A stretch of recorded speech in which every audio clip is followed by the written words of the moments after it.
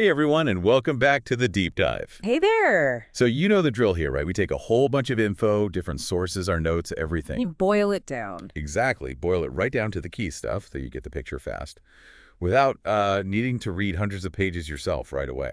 And today we're diving into Sarah J. Maas's world, specifically Throne of Glass. We've got summaries for the first, 16 chapters. 16 chapters, yeah. So the mission for you, listening in, is basically to get a solid handle on the main plot, who's who, the big conflicts starting up in this fantasy novel. And hopefully we can make it pretty engaging, maybe even hit you with a few surprising details along the way. A good overview. Should be fun. Okay, let's get into it. Chapter 1. This kicks off with Elite Lucken. Yeah, finding her abandoned in an Oakwalled forest. Man in Blackbeak and the 13 just left her. Brutal start. She's struggling to survive, obviously, and haunted by memories of Morath. Definitely. And she's got this specific mission, right? To find Celaena Sardothien. It's about repaying a life debt to Cultain Rompier. Plus, she's carrying this mysterious dark stone. Right, the stone. That feels important. And then Lorcan Salvaterre shows up looking for the ward keys. So right away, we've got survival as a big theme, and maybe, like, the complexity of fate, how paths cross. I think so. It sets up this feeling of constant struggle, but also mystery. Elide isn't your typical fantasy hero. She's a survivor marked by trauma. And that vulnerability is almost her strength, maybe? Could be. And that stone, it hints her fate is tied to something bigger. Lorcan's search just adds another layer, Their paths are definitely going to collide. Makes sense. Okay, Chapter 2 shifts gears completely. We're in Terracin with Aelin Galathinius. Yeah, and she's facing major political hurdles. Lord Darrow, other lords. They're not making it easy for her. It sounds incredibly frustrating. She's even considering a marriage alliance just to get some support. Which shows the pressure she's under. Luckily, she has Aedian's support. Good thing, too, because the Valg invasion is looming. That sounds bad. Oh, it's bad. Ancient dark beings, power-hungry, destructive, a massive threat. And then news arrives. The Iron Teeth witches are heading for Rifthold. Which prompts Aelin's plan to save Dorian Haviliard, and she makes this vow to protect Evangeline. So lots of political tension, leadership challenges. It shows Aelin in a position of power, but also, like you said, facing real obstacles. Exactly. It raises questions about leadership. Is birthright enough, or do you constantly have to earn it? Her plans show commitment, but also the isolation of making those big calls. Okay, Chapter 3 takes us back to Elide. Still a rough journey. She runs into some kind of dark creature. Terrifying stuff. But she's clever. Uses a piece of that magic stone and basically bluffs her way out, channeling Manon's ferocity. Pretty resourceful, yeah. Shows her mental strength even if she's physically vulnerable. Then she meets Lorcan properly. He's a demi-fae. Right, part fae, part human, so enhanced abilities. He protects her from some other beasts. And she tells him she escaped Morath, that she's looking for Celaena, who was also Aelin, of course. And meanwhile, Manon's back in Morath, facing consequences for her actions in Rifthold. Looks like a trial is coming. So themes here. Survival again, manipulation as a tool, and loyalty or betrayal. And that dynamic with Lorcan starts. What are his motives? Is he really an ally? Lots of questions. And Manon's situation shows even powerful figures face accountability. Chapter 4. Aelin's at a temple by the sea thinking about Maeve. And then Brannon's ghost shows up. A long-dead warrior. With cryptic warnings, right? About something called the Lock and the Weird Keys again. He's not even sure Maeve can be killed. Adds a lot to the mythology. It hints even powerful beings like Maeve might have weaknesses. And it mentions the toll Aelin's fire magic takes on her. Aedian joins her. Brief moment of connection, then bam, a Valg supervisor appears. Triggering Aelin's trauma from her captivity. Big fight ensues. And they discover the supervisor has a weird stone heart. What's that? Some kind of dark, powerful magic substance, another level of threat. Then Aelin confronts Erewhon himself, who reveals plans for Dorian. Intense. Super intense. It makes the conflict much more personal for Aelin. And we also see Manon's side struggling with Astron's potential execution. That adds a moral layer. Yeah, torn between clan loyalty and personal feelings. Okay, Chapter 5. Rowan Whitethorn and King Dorian. Seeking refuge in Skulls Bay. A pirate haven. And Rowan's teaching Dorian ice magic. Interesting combo. It is. They sent some ancient power there, too. Then they meet Rolf, the pirate lord. Who gives them bad news. Dorian's been declared a traitor by Duke Parrington, and his brother Holland is now crown prince. Big political upheaval. Rolf's also worried about Morath's growing power in the east. And then surprise, Fenris and Gavriel, Dorian's old companions, show up. Sent by Maeve. Their mission: kill Lorcan. May's just pulling strings everywhere, and her armada is heading for Ellie. Things are escalating fast, which leads Rowan to propose a risky deal with Fenris and Gavriel, trying to turn them. So loyalties are definitely shifting. Survival is paramount. Rolf adds that morally gray element too, right? Yeah. Not clearly good or bad. Exactly. His motives are his own. And Maeve's interference within the Fae world shows deep divisions. Rowan's desperate deal highlights the flat level. Chapter 6 starts with Manon fighting for her life after her grandmother injured her badly. Yeah, but her bond with her wyvern Abraxos is strong. He's helping her. She encounters this monster, the hunt bitch of the Dark King. Sounds pleasant. Not pleasant at all, but she manages to escape. Then we cut back to Dorian in Skull's Bay. He's training hard with Rowan, trying to get info about the witches occupying Rifthold, rumors about Erewhon, a divided fleet. He's getting frustrated with Rolf holding back info. And then, The surprise entrance number 2. Aelin, as Celaena, walks right into Rolf's office. bold move. And she negotiates hard for an alliance, even calls him out on his past involvement in slavery. Wow. Talk about resilience and playing hardball. Manon surviving. Aelin making power moves. It's a great contrast. Manon's raw survival instinct versus Aelin's calculated political maneuvering. Her confronting Rolf shows sharp wit and using leverage effectively. Chapter 7. Back to a lead in Lorcan. Traveling with a caravan. Annie leads tired of using her mother's name, dodging questions about her past. Slow journey, tense interactions with Lorcan about Morath. Until that conversation while getting firewood, Elide hints at the horrors she saw.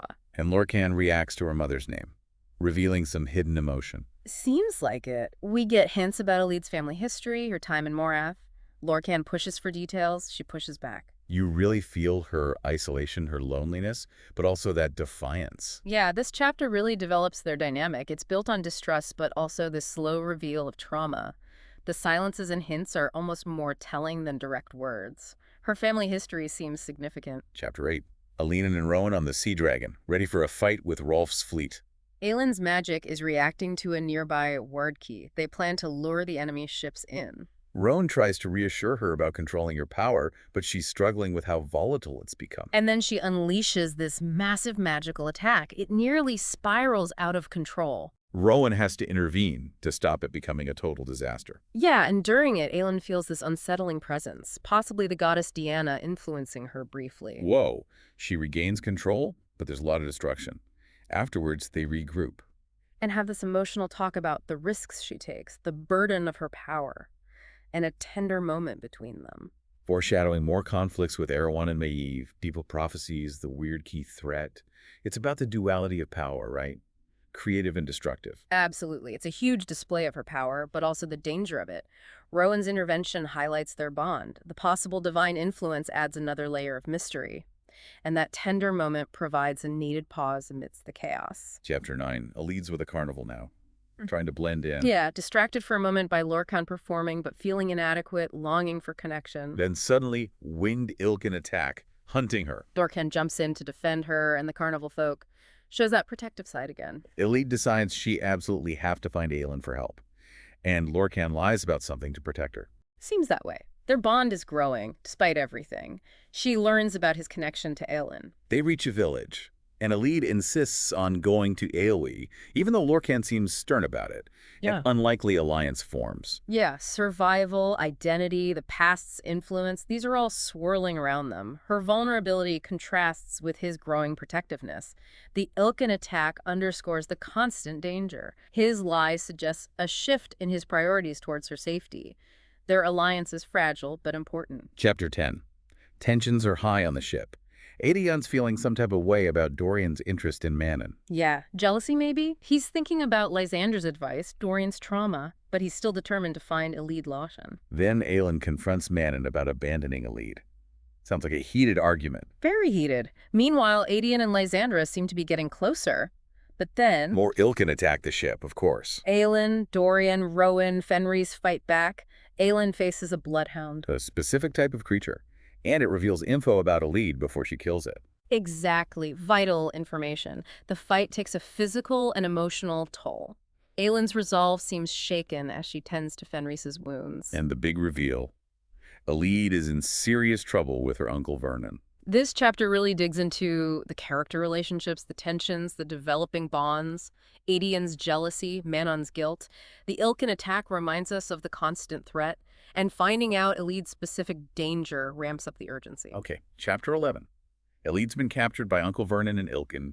He plans to take her back to Morath. Her worst nightmare. She resists, even considers marrying Lorcan just for protection against him. It gets so desperate she tries to kill herself rather than go back. But Lorcan's been following her secretly. He intervenes just in time. Big fight. Elid shows unexpected courage. They escape. And then they talk about Manon, Cultane's sacrifice that Stone Elid carries. Themes here. Resilience, definitely. Shared trauma bonding them. Loyalty, love. Then we switch scenes. Yeah, to Aelin, Rowan, and the others traveling through the stone marshes towards an ancient lock. Aelin's exhausted, fearing Maeve's approaching Ilkin army. So determination versus fate. Fighting oppression. Elid's transformation here is huge, right? From victim to active fighter. Absolutely. Her suicide attempt shows the depth of her fear, her resolve not to return to Morath. Lorcan's intervention cements their bond. Aelin's journey towards the lock offers a glimmer of hope, but her exhaustion and the approaching army keep the tension high. Chapter 12. Lorcan and Elid are racing through a swamp to reach Aelin before the Ilkin army. Lorcan's also worried about losing the wired key he presumably has or is near. Meanwhile, Aelin's group is strategizing against this massive Ilkin force. And Aelin argues with Rowan about using her wired key.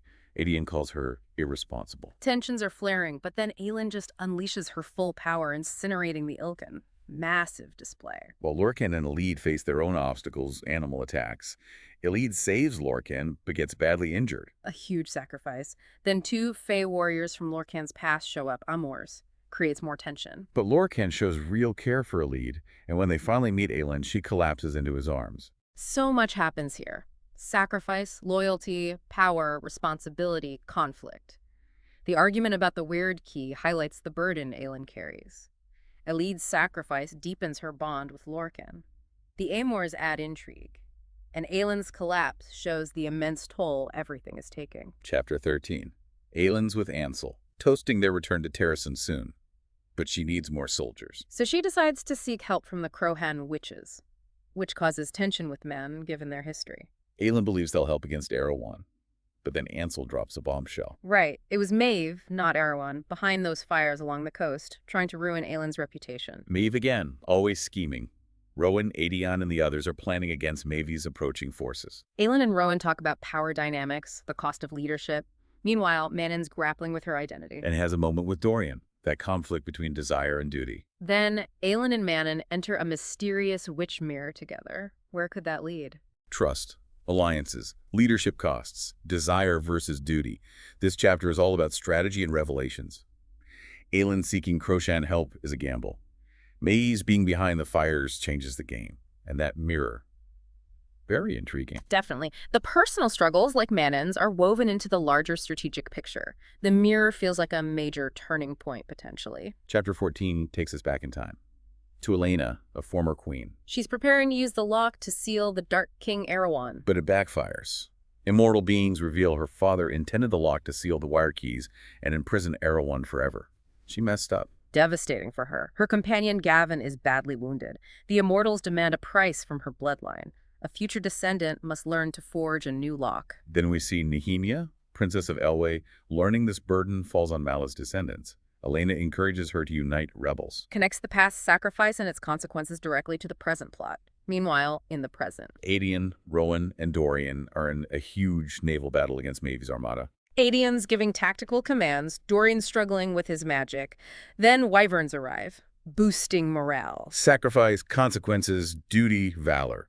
This chapter gives crucial backstory while keeping the present action intense. Exactly. Understanding Elena's mistake and the bloodline curse adds immense weight to Aelin's situation, and the naval battle shows the immediate stakes. Chapter 15. The battle gets even more intense. Until the Iron Teeth witches arrive, led by Astrid on Abraxos. That shifts the tide. Adian promises Astrid info on Manon if they survive. Smart bargaining. Rowan's trying to break Maeve's control over her fleet. Then Aelin and her inner circle confront Maeve directly. And Maeve reveals her long game, taunts Aelin about her lineage, her power with Rowan, her interest in the weird keys Aelin has. She plays dirty, threatens Elid's safety to force Aelin to surrender. And Aelin makes these incredibly selfless, strategic choices to protect everyone, but at a huge cost to herself, clearly. Her allies are devastated. But then, in a huge moment, the Iron Teeth witches pledge loyalty to Manon, joining Aelin's cause. Wow. Sacrifice, loyalty, friendship under fire. This is massive. It's a climax of action and difficult choices. The witches joining Manon is a game changer. Aelin's sacrifice is heartbreaking, but shows her leadership. Maeve is revealed as a master manipulator. Finally, chapter 16. Rowan's reflecting on his secret marriage to Aelin, his past with Lyria. He's anguished over Aelin being captured and tortured by Maybe. But then Galena Shriver, Crown Prince of Wenlin, arrives with a letter from Aelin. In it, she pleads for help, but also reveals she's already made plans, prepared for an army to gather. Ships carrying her allies start arriving. Rowan sees Galen and Ilias. Hope is renewed. They start preparing for the battle against Morath. Rowan vows to find Aelin. So it ends on sacrifice, resilience, unity, and a glimmer of hope despite the despair. Yes, a powerful ending to this section. Rowan's pain is palpable, but Aelin's foresight and the arrival of allies inject hope. It sets the stage for the next phase, the rescue mission and the larger war. Whew. Okay, that was quite a journey through those first 16 chapters of Throne of Glass. We met some incredible characters, complex motivations, plunged into some intense conflicts. Absolutely. This deep dive gives you, hopefully, a really solid snapshot of this intricate world and these compelling characters Sarah J. Maas created. A good shortcut to understanding the core of this epic story, at least for now. So here's something to chew on, listeners. Considering all the sacrifices made, the alliances formed, the betrayals, what single event do you think might be the ultimate turning point in the coming war against Morath and Maeve? Yeah, think about the interwoven fates of Aelin, Elide, and Manon especially. Where do you see the biggest shift happening? Let us know what you think, and definitely keep exploring the world of Throne of Glass. Thanks for diving deep with us. Yeah, thanks everyone.